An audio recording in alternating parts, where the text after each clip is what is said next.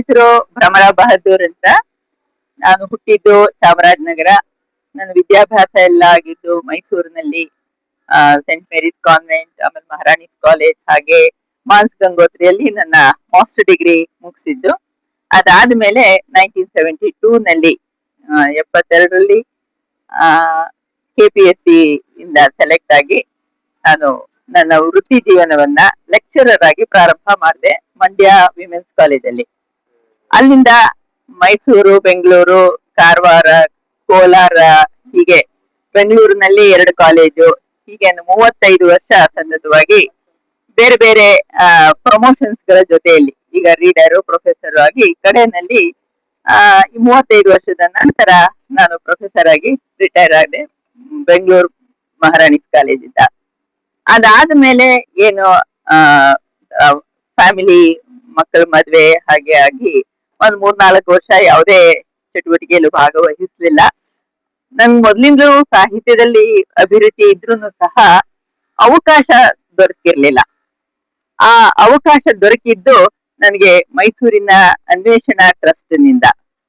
ಅವರು ಹೀಗೆ ಒಂದು ಅವಕಾಶವನ್ನ ನನಗೆ ಕೊಟ್ಟಾಗ ನನ್ನಲ್ಲಿದ್ದ ಮತ್ತೆ ಆ ಒಂದು ಸಾಹಿತ್ಯದ ಪ್ರವೃತ್ತಿ ಜಾಗೃತವಾಯಿತು ಅಂತ ಹೇಳಬಹುದು. ಅವಾಗಿಂದ ಅಲ್ಪ ಸ್ವಲ್ಪ ಬರೆಯೋದಕ್ಕೆ ಶುರು ಮಾಡಿದ್ದೆ. ಆದ್ರೆ ನನ್ನ ಹೆಚ್ಚಿನ ಆಸಕ್ತಿ ಅಥವಾ ಒಂದು ಪೂರ್ಣ ಬರವಣಿಗೆ ಪ್ರಾರಂಭ ಮಾಡಿದ್ದು ಅಂತಂದ್ರೆ ಅನುವಾದದ ಕಾರ್ಯದಿಂದ. ಇಂಗ್ಲಿಶಿನ ಕೆಲವು ಆರ್ಟಿಕಲ್ಸ್ ಲೇಖನಗಳನ್ನ ತೆಗೆದುಕೊಂಡು ಅದನ್ನ ಕನ್ನಡದಲ್ಲಿ ಟ್ರಾನ್ಸ್ಲೇಟ್ ಮಾಡ್ತಾ ಇದ್ದೆ. ಅದರ ಮೊದಲ ಕೃತಿಯಾಗಿ ಇದು ಬದುಕು ಒಮ್ಮೆ ಮಾತ್ರ ಅನ್ನುವಂತಹ ಪುಸ್ತಕ ಈಗ 2 ತಿಂಗಳ ಹಿಂದೆ ಏಪ್ರಿಲ್ ಅಲ್ಲಿ ಮೈಸೂರಿನಲ್ಲಿ ರಿಲೀಸ್ ಆಯ್ತು. ಇದು ಆರೋಗ್ಯಕ್ಕೆ ಸಂಬಂಧಪಟ್ಟಂತಹ ಲೇಖನಗಳು. ಇದರಲ್ಲಿ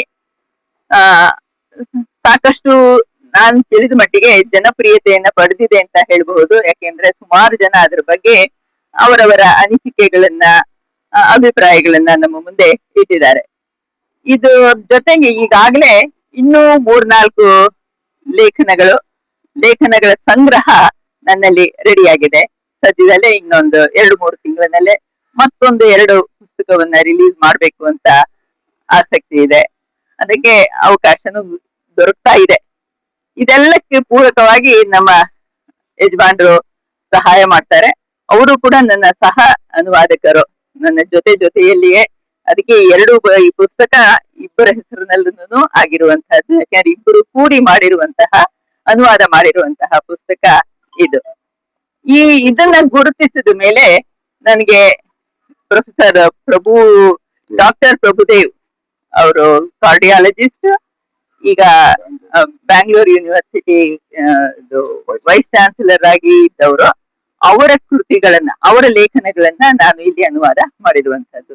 ಇನ್ನೂ ಕೆಲವು ಲೇಖನಗಳಿದೆ, ಅವರಿಗೆ ಎಲ್ಲರಿಗೂ ಅನುಕೂಲವಾಗುವಂತಹ ಕೆಲವು ಮಾಹಿತಿಗಳು ಅವರ ಲೇಖನಗಳಲ್ಲಿದೆ.